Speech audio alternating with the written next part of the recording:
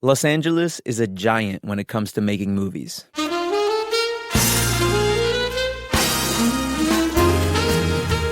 Here in San Diego and Tijuana, we're stuck under the huge shadow of LA.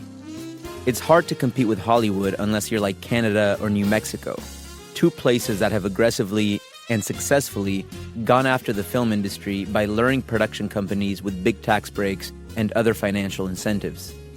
But think about it. The border has good bones for eventually becoming a film mecca.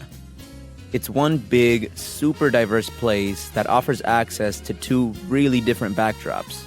Plus, shooting a film in Mexico is a lot cheaper. And there's not as much red tape when it comes to permits. Unfortunately, though, a lot of large-scale production companies only think about the border when they're thinking about movies or TV shows about narcos and drugs. Case in point, Netflix's new series named Tijuana.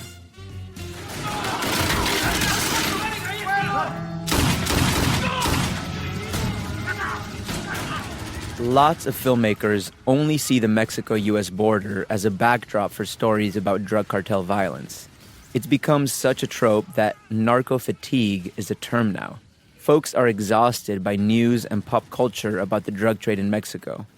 Yeah, it's a huge issue here, but it's just way overdone. Yeah, you're either a zombie, a prostitute, a migrant, or a narco. You know, those are the roles. Or dead body, you know. Locally, though, some filmmakers like Omar Lopez are using the border to their advantage, making movies that have nothing to do with narcos. And that trend is starting to pick up some steam thanks to efforts by local film groups that are working hard to boost filmmaking in our binational region.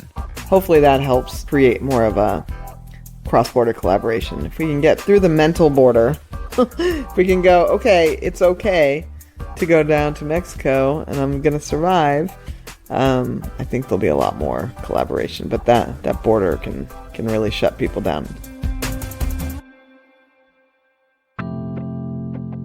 I'm Alan Lilienthal, and you're listening to Only Here, a KPBS podcast about art, culture, and life at the Western Hemisphere's busiest border crossing.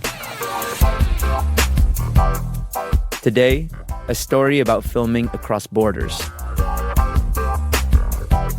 Only here will you find filmmakers in San Diego and Tijuana using the border as a valuable resource instead of a janky prop. More after the break.